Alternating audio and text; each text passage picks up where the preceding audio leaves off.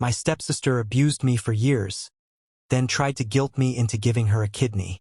I refused, and my lawyer exposed her selfish lies to everyone. When my mom remarried, I was 12 years old, and my stepsister, Mandy, was 14. What started as cautious optimism about blending families quickly turned into a nightmare. Mandy, who seemed sweet at first, revealed her true colors within months.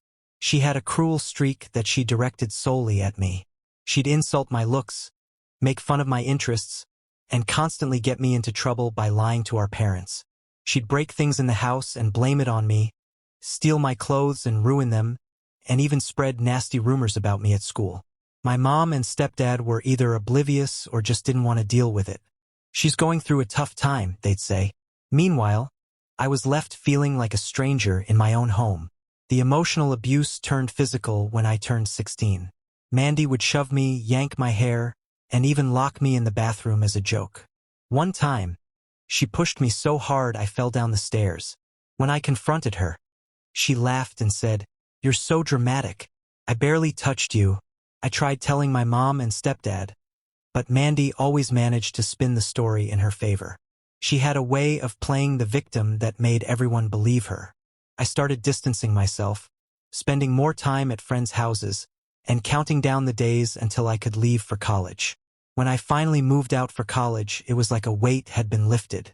I rarely came home, only visiting for major holidays, and even then, I kept my interactions with Mandy to a minimum. She didn't seem to care much, and I was fine with that. Years went by, and I built a life for myself. I got a good job, a great group of friends, and even started therapy to work through the trauma Mandy had caused. I was finally starting to feel like myself again. But then, about a year ago, I got a call from my mom. Mandy was sick, very sick. She had kidney failure and needed a transplant.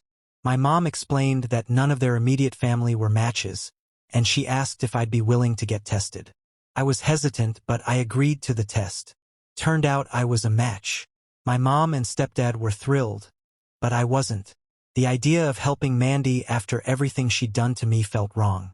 I told them I needed time to think about it. That's when Mandy stepped in. She called me, crying about how scared she was and how she didn't want to die. For a moment, I almost felt bad for her, but then her tone shifted. "You owe me this," she said. "After everything I've done for you, the least you can do is give me a kidney." I was stunned. "Everything you've done for me? Mandy, you bullied me for years.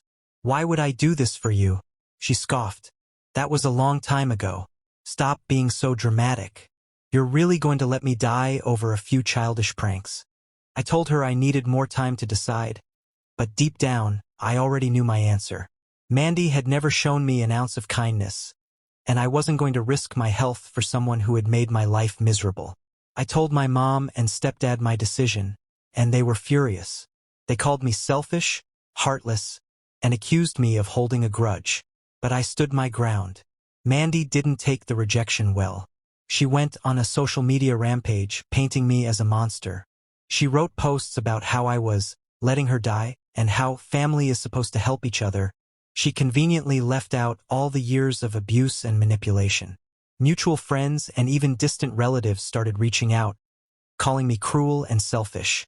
That's when I decided to fight back. I hired a lawyer and shared everything: texts, emails, and even old journal entries where I documented Mandy's abuse. My lawyer suggested sending a cease and desist letter to stop the defamation and, if needed, taking legal action. My lawyer also recommended that I post my side of the story, along with proof, to clear my name. I was hesitant at first, but I knew I needed to defend myself. I wrote a detailed post, sharing everything Mandy had done to me over the years. I included screenshots of her messages demanding my kidney and her dismissive attitude toward my feelings. The post went viral. People were shocked by Mandy's behavior and the extent of her lies. Suddenly, the tide turned. Those who had been criticizing me started apologizing. Even some of Mandy's friends reached out, saying they had no idea she was like this. Mandy's reputation took a massive hit. She tried to deny everything, but the evidence was overwhelming. My mom and stepdad were furious with me for airing family drama, but I didn't care. For the first time, I felt free from Mandy's control. As for Mandy, She eventually found a donor through a distant relative. I hope she gets the help she needs, not just medically but emotionally. As for me, I've cut contact with her and my stepfamily. I've learned to prioritize my own well-being and not let guilt dictate my decisions. Sometimes, walking away from toxic people, even family, is the healthiest thing you can do. I don't regret my decision, and I hope my story inspires others to stand up for themselves, no matter how difficult it might be.